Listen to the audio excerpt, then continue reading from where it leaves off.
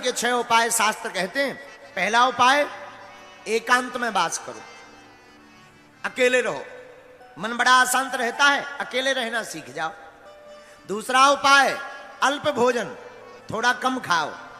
कई लोग इतना खा जाते हैं कि भोजन ही मना जब कर दे कि बस भैया रहने दो, हम वरना बाहर निकल आए, तब लोग उस मानते हैं। अच्छा, पेट भी बड़ा खतरनाक है, कितना भी खा लो शाम को फिर कहेगा ले आओ कुछ, थोड़ा तो ले आओ, अब बहुत देर हो गई। अच्छा, कोई शाम को भोजन कर रहा हो, मैंने खूब खवाओ, हाँ भाई 2 पूड़ी और लो, रसगुल्ला लो, रसगुल्ला लो, लो लो लो, थोड़ा लड्डू खाओ, मोतीचूर का लड्डू है, अच्छा लड्डू है, बस भैया बहुत हो गया, बस बस। अरे नहीं नहीं, हाजमा की गोली खा लेना, एक और खाओ। सोई एक रसगुल्ला और खा लेता है, और फिर पानी पीते नहीं बनता, उठते नहीं बनता, फिर तो सोच लेता अब 2 दिन तो भोजन होंगे नहीं, बहुत ज्यादा खा लिया है। लेकिन धन्य है पेट, ये पेट भी बड़ा खतरनाक है। जहां 4-5 घंटे होते हैं सोई कहता है ले आओ कचू, भैया चाय ले आओ, थोड़ा नमकीन दे दो, नमकीन। ये पेट बड़ा खतरनाक है। तो बोले बोलो सीताराम, जोर से बोलो। इसको क्या कहते हैं? इसको कह देते हैं आदत। क्या कहते हैं? आदत कैसे छूटेगी? पहले से ही अभ्यास करो एकांत में रहने का। तो मन की शांति के 6 उपाय। पहला उपाय, एकांत वासो, एकांत वासो लघु भोजनादौ। दूसरा उपाय, कम भोजन करो। कई लोग खाने के लिए जीते हैं, पर जीना किस लिए चाहिए? खाने के लिए नहीं जीना चाहिए, जीने के लिए खाना चाहिए।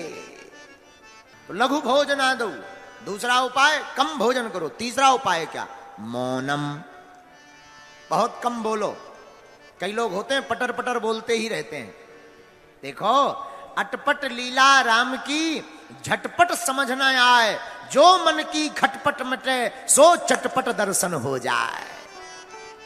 है? बहुत कम बोलो, और जो भी बोलो मीठा बोलो। कई लोग बोलते तो बहुत कम है, पर ऐसी बाणी बोलते हैं कि तलवारें निकल आवे, कर्कश बाणी। देखो, रामचरितमानस इसीलिए कहते हैं कि रामायण पढ़ा करो। भारत के हिंदू जिस दिन रामचरितमानस को पढ़ने लगेंगे, और 100 करोड़ हिंदुओं में जिस दिन 30 करोड़ हिंदू मस्तक पर तिलक लगाकर रेलवे में, ट्रेन में, बस में नौकरी करने जाने लगेंगे, उसी दिन भारत हिंदू राष्ट्र घोषित हो जाएगा। हाँ। लेकिन बड़ी दुर्दशा है, तिलक लगाने में शर्म आती है।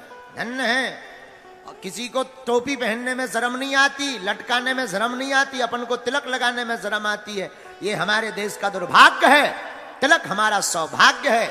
विवाहित स्त्री का लक्षण क्या है? अच्छा चलो ऐसे समझो, ऐसे नहीं समझ आए भैया, जरा बेस कम करो। बताओ, जिस स्त्री की शादी हो गई उसकी निशानी क्या है? क्या निशानी है? 2 निशानी, एक मंगलसूत्र और माथे पे सिंदूर। भाई मांग भरी हो तो समझ जाते हैं इस प्लाट की रजिस्ट्री हो चुकी है। आओ आओ आओ आओ आओ भाई, ये 2 चीजें हो तो भाई आओ।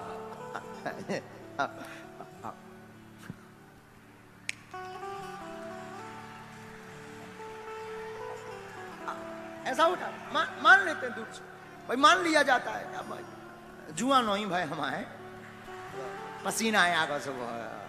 आओ, नहीं तो कल ही भाई हम अगर ज्यादा, एक बार हम एक जगह कथा कर रहे थे, सिर खुजा रहे थे, एक ठैया वो दवाई लेके आ गया। गुरुजी आप कथा में सिर खुजाने लगते हो, जुआ हो गया। हम कहीं ठटरी के बारे आई जुआ नहीं। विवाहित स्त्री का लक्षण क्या है? 2 लक्षण, एक मांग में सिंदूर और गले में मंगलसूत्र। हम लोग समझ जाते हैं, फ्री है। अच्छा, भक्त के लक्षण क्या है? हिंदू के लक्षण क्या है? भक्त के भी 2 लक्षण हैं। माथे पर भगवान के नाम का तिलक हो, गले में राम जी के नाम की कंठी माला हो, तो दूर से व्यक्ति समझ जाती है भगवान का भक्त है। लेकिन दोनों ही गायब है। अच्छा एक और सुनो, जब बात निकली है तो पूरी कहें। गले में माला होती है, गले में माला, कुत्ता दो प्रकार के होते हैं, एक पालतू एक फालतू। कितने होते हैं? दो, एक पालतू एक फालतू। अच्छा, इनमें अंतर क्या है? जिसके गले में पट्टा हो वो है पालतू, और पट्टा नहीं है तो कोई भी दे टाई टाई, उसे फालतू कहते हैं। भाई कोई पट्टे वाला कुत्ता शैतानी कर दे तो कुत्ता को नहीं मारा जाता, मालिक को ढूंढा जाता है। हाँ जी या ना जी? बोलो। तो पालतू के लक्षण गले में पट्टा, फालतू के लक्षण कुछ भी नहीं। उसी प्रकार भक्त का लक्षण है, जिस भक्त के गले में माला होती वो राम जी का पालतू होता है, और जिसके गले में माला नहीं होती है वो फालतू होता है। बोलो सीताराम, जोर से बोलो। एकांत वासौ लघु भोजनादौ मौनम निराशा करनावरोधा। तो शांत रहने के 6 उपाय क्या हैं? पहला उपाय एकांतवास, दूसरा उपाय कम भोजन, तीसरा उपाय मौन रहिए, ऐसी वाणी बोलिए मन काया पाखो, औरों को शीतल करे आप शीतल। ऐसी मीठी वाणी बोलिए, प्रेम पूर्वक बोलिए। महाराज जी, हाँ जी, सीताराम जी, हाँ जी, नमस्कार जी, ऐसी राम राम जी, राधे श्याम जी। कितना अच्छा संबोधन है? सीताराम कहो। लेकिन कई लोग ऐसी वाणी बोलते हैं। एक बात और, शब्द सम्हारे बोलिए, शब्द के हाथ न पाओ, एक शब्द औषधि करे, एक शब्द करे घाव। ये जो 2 ग्राम की जीभ है ना, यही खतरनाक है। यही जीभ तुम्हें जूता पड़वा देगी, यही जीभ तुमको बढ़िया जो है सम्मान दिला देगी। तुम किसी को कहोगे सीताराम जी, सोई तुमको चाय मिलेगी, अच्छा भैया चाय पी लो, पानी पी लो, और तुम कहो काय बे, सोई दे लाल पड़ जाओ। ये जीभ बहुत खतरनाक है, चाहे जैसा प्रयोग करो, एक अक्षर में अर्थ का अनर्थ हो जाता है। बोलो सीताराम। इसलिए शास्त्र कहते हैं मन को शांत करने का एक उपाय और है। बोले क्या? मौनम। मौन हो जाओ। आपने देखा होगा बड़े बड़े महापुरुष कम बोलते हैं, वाणी बोलने से तेज क्षीण होता। महात्मा बैठे हैं, आपको ज्ञानी, महाराज जी आप तो सब ज्ञानी हो, हम तो बहुत नालायक आदमी हैं। एक जगह लिखा है, अत्यधिक बोलने से जिस प्रकार वीर क्षीण होने पर शरीर में कमजोरी आती है, वैसे ही बोलने से भी शरीर में कमजोरी आती है। हाँ, या फिर ज्यादा बोलो तो ज्यादा सुनो भी। हमारे गुरुजी का वाक्य है, पूज्यपाद जगत गुरु भगवान श्री तुलसी पीठाधीश्वर गुरुदेव भगवान कहते हैं, भैया बढ़िया वक्ता बनना है तो बढ़िया श्रोता बनो, ज्यादा सुनो। बढ़िया गुरु बनना है तो बढ़िया चेला बनो, बढ़िया बाप बनना है तो बढ़िया बेटा बनो। तो साधु कहते हैं 6 उपाय, एकांतवास, कम भोजन, मौन होना, और चौथा उपाय क्या? निराशा। किसी से आशा मत रखो, क्योंकि सबसे ज्यादा मन अशांत रहता है अपेक्षा रखने से। किसी से आशा रख ली, अमुक आदमी हमारा मकान बनवा देगा, अब मकान नहीं बनवाया, सोई दिमाग खराब, दिमाग में एकदम उलझन। इसलिए तो हमने कई बार कहा, आशा एक राम जी से, बाकी आशा छोड़ दे, नाता एक राम जी से, दूजा नाता तो। आशा रखनी ही तो राम जी से रखो। इसलिए साधक कहते हैं, एकांत वासो लघु भोजनादौ मौनम निराशा करनावरोधा, मुनिरसौ संयमनम सडेते, चित्त प्रसादम जनयन्ति शीघ्रम। आहा, शास्त्र कहते हैं एकांतवास, कम भोजन, मौन रहना, किसी से आशा ना करना, कोई अपेक्षा मत रखो। मांगना ही है, भिखारी मैं दुनिया से क्या मांगना। तुम जिनसे मांगने की अपेक्षा करते ये खुद भिखारी है। ये भी तो भगवान के दर पर मांग रहे हैं। ये दूसरों, जो अमीर आदमी है वो भी अपने अमीर से मांग रहा, हमें भी लोन दो, वो खुद भिखारी है। जब खुद भिखारी है तो भिखारियों से भीख क्या मांगना? मांगना ही है तो दाता से मांगो। और दाता एक राम जी, भिखारी सारी दुनिया। राम जी के अलावा कोई भी इस दुनिया में दाता नहीं है। हा? और एक बात, सब मांगते हैं। अच्छा एक बात और, जो भिखारी हैं तुम उनसे मांगोगे, पता भी नहीं कि देंगे कि नहीं देंगे। कई लोगों को तो निराशा ही हाथ लगती है। और राम जी से मांगोगे, एक तो वो देंगे नहीं, देंगे तो सुदामा की भांति भर भर के देंगे। तो मौनम निराशा, कोई आशा मत रखो। और पांचवा उपाय, इंद्रिय संयम।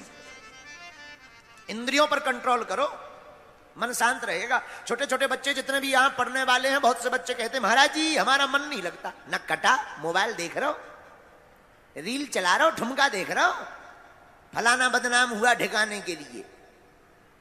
इन्हीं रीलों के चक्कर में तो बर्बाद है। अब पहले के जमाने में आगे को लोगों टिकटॉक है तो वो बंद होगा। अब हमको सिखाया गया, बोले गुरुजी अब रील चल गई, रील में कुछ नहीं होता, फील टाइम भर बर्बाद होता है। तो भाई मन शांति का उपाय क्या है? वासना से बचना है तो चलचित्र को देखना बंद करो। बहुत से बच्चे आते, महाराज जी मन में बहुत गंदे विचार आते हैं। ये जितने पढ़ने वाले बच्चे हैं वो सुनो ध्यान से, युवान बच्चे जो पढ़ाई कर रहे हैं, भैया वासना से बचना है तो चलचित्र देखना बंद करो। इंद्रिय संयम, इसे शास्त्र में इंद्रिय संयम कहा। आंखों को क्या देखना चाहिए? कान दिए सुनवे को सत्संग। आंख संतों के दर्शन के लिए दी, कान किस लिए?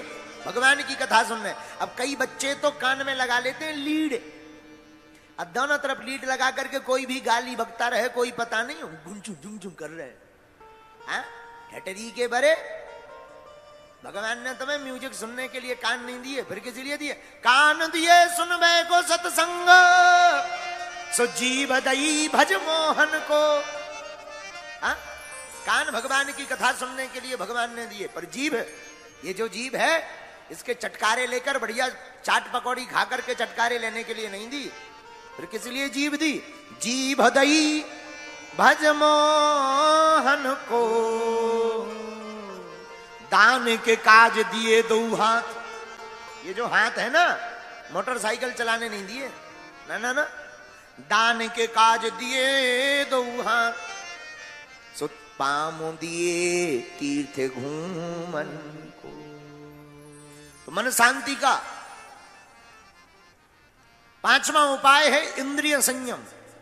आंखों से चलचित्र कम देखो, कानों से भगवान की कथा ज्यादा सुनो, हाथों से गुरु गोविंद के चरणों की सेवा करो। किसकी सेवा? लेकिन नए नए बच्चे तो पिटाई करके दूसरों की सेवा करते। बोलो सीताराम। इंद्रिय संयम। और छठवां क्या? प्राणायाम। प्राणायाम करो रोज, प्रातः काल उठो, सूर्योदय के पहले उठ जाना चाहिए, और सूर्योदय के पहले स्नान हो जाना चाहिए। सूर्य उदय के बाद जो स्नान करता है वो जो है राक्षस स्नान कहलाता है। कौन सा स्नान? राक्षस स्नान। उत्तम नहीं माना जाता। अब लेकिन आजकल तो लोगों का सुबह ही 10 बजे हो रहा है। पहले के जमाने में कोई अगर देर से जागे तो टेंशन होती थी कि क्या बात है, तबीयत खराब है क्या। और आज के जमाने में कोई जल्दी जग जाए, भैया पेट वेट तो ठीक है, 6 बजे ही उठ गए आज, क्या बात है? हाँ? बोलो सीताराम, जोर से बोलो सीताराम। हाँ, अब जो जमाना बड़ा, पहले प्रातः काल उठते थे तो कराग्रे वस्ते लक्ष्मी, कर मध्य तो सरस्वती, कर मूले तो गोविंदा, प्रभाते कर दर्शनम। प्रातः काल उठ करके माता पिता और बच्चे सब उठ करके बढ़िया हाथों को ऐसे मलते थे, कराग्रे वस्ते लक्ष्मी, ध्यान करते थे, हाथों को देखते थे, बढ़िया आंखों में लगाते थे, धरती माता को प्रणाम करते थे। प्रातः काल उठ के रघुनाथा मात पिता गुरु ना वही माथा। लेकिन आजकल के बच्चे और आजकल के व्यक्ति उठते हैं तो कराग्रे वस्ते लक्ष्मी, कर मध्य तु सरस्वती, कर मूले तो गोविंदा, प्रभाते चाय कप दर्शनम। हाँ, आजकल श्लोक का अर्थ ही बदल गया। प्रभाते कप दर्शनम, पड़े पड़े ही चाय बन गई। दो बार ठंडी हो जाए, बस 5 मिनट हो, बस चाय बनाओ, भर आंखें खुलेंगी। धन्य है इंसान का जीवन। अरे प्रातः काल उठ करके ठाकुर जी को बगल में रखो, ठाकुर जी के दर्शन करो, माता पिता के दर्शन करो, गुरु जी का चित्र रखो, गुरु जी के दर्शन करो, जिनसे चेतना मिलनी है, ज्ञान मिलना है, सद्विचार मिलने हैं, सद्विवेक बनना है, सद्बुद्धि प्राप्त होनी है। ऐसे महापुरुषों की जीवनी और उनके चित्र को अंकित करो, उनके चरित्र को पढ़ो। चित्र के पीछे भागोगे तो वासना में रहोगे, चरित्र के पीछे भागोगे तो उपासना प्राप्त कर जाओगे। ये 6 उपाय शास्त्र में मन शांत करने के बताए हैं। कोई भी अशांत व्यक्ति इन 6 उपायों को अगर करे, कितना भी अशांत हो, तो वो जो है अपने मन को चिर स्थिर कर सकता है।